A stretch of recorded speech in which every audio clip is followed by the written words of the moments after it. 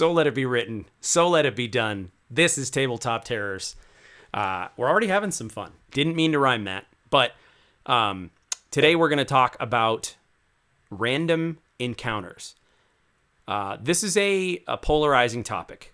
And so what we're going to do is kind of delve into what kind of random encounters we're trying to rethink, reinvent, and recreate that can still give you that sort of surge of, you know, the randomization of the world happening around you, things that are outside of your control, things that the game master doesn't just decide. That's a great feeling. But also taking away some of the elements that maybe make random encounters so random that they can feel like they're not part of the story you're telling currently and are tacked on as this sort of side thing you have to check off the to-do list to get back to the story. So, James, tell me a little bit about random encounters and where your head's at. So with random encounters, I've thought about this a lot because when I was younger, the only D&D content I had were some old like Dungeon and Dragon magazines that Tim had bought. And, you know, I devoured them, you know, just read everything I could. But it was the game was played a very specific way then. And I would always see random encounter tables and I imagined getting to use them in my game. Like I was so excited because their existence in the magazine made me assume like people are using these. They're great. They're awesome. Right. So imagine my surprise when I love random encounter roll tables and I learned that nobody likes these things because in effect, they stop the story from happening. So I, at some point, had an epiphany the other day where what if it doesn't matter what the encounter is, right? And it should matter a little bit. You shouldn't have snow bears in the plains, I suppose, but something bad can happen to your players while they're on the way somewhere or doing something else or sleeping at night. Just make sure that there are narrative elements in it that further the story. You know, that there's something there that makes it that it doesn't matter that a bear wandered into their camp at night, but it matters that, oh, well, you know, the bears are getting, there's a lot of deforestation, so the bears are getting pushed out, so a bear wandered in. You know what I mean? You can later tie that in by saying, oh, this is why it happened. But the fact that it happened while they were sleeping to the players makes them feel like it was random and not part of the story. But it's cooler if it happens unexpectedly, in a sense. So taking the random and instead of making it random for the GM and the players, I think just making it random for the players, but allowing the GM to still roll on a table and get, you know, whatever specific thing and making sure those narrative elements are in there can really change how people view random encounters, I think. Sure. And in before, you said no one likes these things. And I know you're speaking in hyperbole. I have actually seen it pretty split. There is a large subset of gamers who love the randomization of the encounters and they want that juicy, anything can happen at any time and you could get, you know, mobbed by goblins, whatever. And then you have a lot of the people who we play with who drive the narrative on purpose and try to make a tightly woven story, and that feels like if you were watching a TV show and all of a sudden random things happened in the show, you'd be like, wait, who are they? Where are they coming from? So what I had, and James, when you said this to me, I was like, what? The idea of the random encounter is fun, but it's, as you just mentioned, it's what part of it is random and controlling that in a way that made it really exciting for me. So here's what I'm going to do. I am going to do random encounters, but what I'm going to do is I'm going to start making notes as the players make decisions that have repercussions. I'm going to make a note of it. So I'll put killed, crime lord's brother. That really happened in the campaign. So that is now number 1. Number 2, stole a priceless book. You know, these are all things that really happened. So now my random encounter is not necessarily going to be combat. So I'm purposely making random encounters that are more narrative, but can lead to combat. And what I'm going to do is when, say, it's a long rest or they're traveling, something like that, the random encounter will still have some slots that are empty, like nothing happens, because that's also part of the randomization, that that dopamine hit of you don't know what's going to happen. So on my random encounter table, though, it's repercussions of past decisions and what's going to hit them in the face. That is so exciting to me as a storyteller and a GM to be able to say, all right, let's see what happens. Oh, the bill comes due on this thing, right?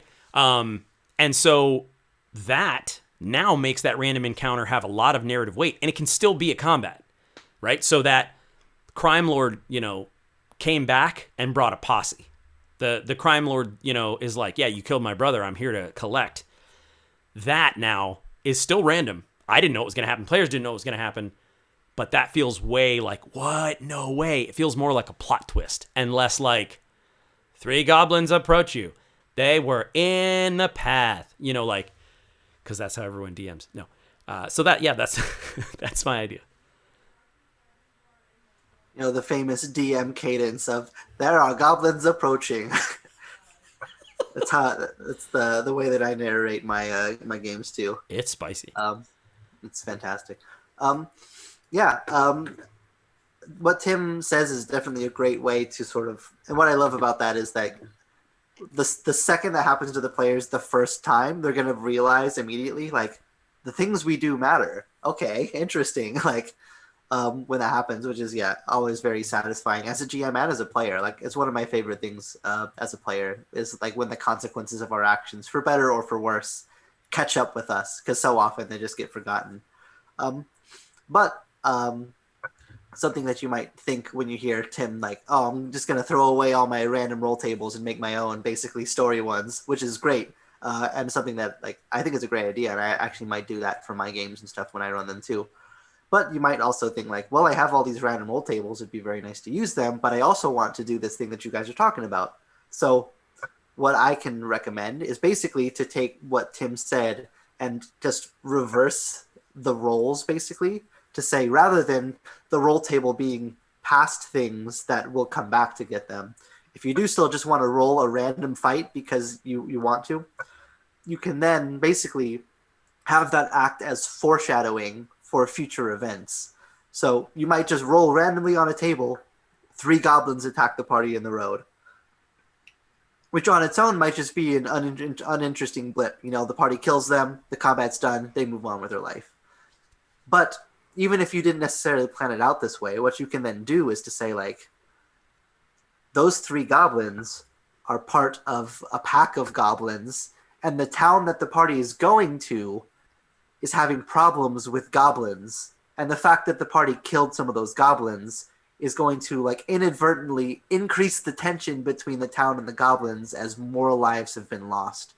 And suddenly now the party is partially responsible for this increased intention of we had a treaty with those goblins and now you murder them in the road, they're going to think we did it, suddenly. And you might not have planned any of that out, where there's going to be this town warring with these goblins and they had this peace treaty that's now been broken because the town's getting blamed for the party killing the goblins in the road, even though the goblins attacked the party.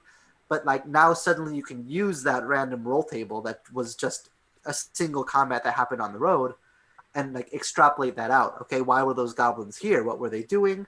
What are the other, parts of this environment? How are they reacting to this goblin presence? What's happening here, basically. And you've suddenly unlocked an entire world building aspect of the part of the world that you're exploring that you might not have otherwise even thought to put in there. But now suddenly this random roll table has led you to this situation, and that could, so basically take exactly what Tim said, but instead of having the roll table be past events that come back, use the roll table as setup for future events that are going to unfold. So rather than just you kill 3 goblins, you get to the next town and carry on your merry way, it's you kill 3 goblins that are part of this entire thing that's about to unfold and be a part of the story. So the random encounter at that point is still narratively significant in the same way that Tim's roll table is, just in reverse order, where instead of revisiting past story events and continuing the story, you're building seeds for new stories. And honestly, the best solution is probably to do a little of column A, a little of column B. Have some of the elements on the roll table be past things, have some of the elements of the roll table be random future inspiration, and at that point the story just becomes a mesh that goes both into past and future, and all the events tie in really cool ways. So yeah, definitely give that a try if you like random roll tables, or even if you don't, maybe this is the way that you'll get to like them, which is always, I think, another thing that you can add to your tool belt. So yeah, give it a try. I'm definitely going to, and I'm not normally a random roll table guy. I like to very specifically plan out all my sessions exactly the way that they're going to be. So the fact that there's a way that random roll tables, could be still interesting and narratively useful to someone like me who doesn't like them, this is just as much. This video is just as much for me as the people watching it in terms of, ways to try things out. So to give you a quick example, if you have Xanathar's Guide to Underwear, it has a bunch of random roll tables in here, and I thought it would be fun. And Jeff, if this totally fails, we could just cut it out of the video, but they have a bunch of stuff you can do. So basically, coastal encounters, desert encounters, all these kinds of things. So you can choose whatever, environment that you're in. So let's say we're in the desert of Jahar and Dragongrin, and I roll.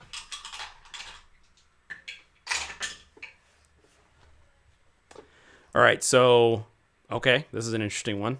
1d6 flying snakes. Right? So, now what we're talking about is normally that would just be, okay, I'm going to roll a d6 and you're going to fight this many flying snakes. But to take all of the ideas put forth in here, you can make it so that, what if that's symbolic? What if there are some flying snakes there, but now there is this cult that worships flying snakes, or you can kind of now have this whole world building thing that happens that you as a GM are going to love, because as GMs, aren't we always like, I don't know what to do next. What do they want to do? I don't know. What's over there? I don't know what's over there. Roll on the roll table and figure it out. Now there's a temple and there's flying snakes and there are these snake people and all this. You have yourself a whole living world. You do that a few times and all of a sudden you have done no work, but you have this map of all these crazy threats, and before you know it, there's going to be a lot of plot hooks. So, in the comments below, let us know, how do you use random roll tables specifically for random encounters? Do you love them? Do you hate them? Are you neutral? Or something else that you want to tell us about random encounters and how they fit into your game? We're Tabletop Terrors. We're all about fun, creativity, and tabletop games. If you love that kind of stuff, welcome to the channel. We would love it if you subscribe, and if you hit the notification bell. YouTube will let you know whenever we post new videos. If you want to go deeper and learn game design, we now have a Patreon, and that is our main focus.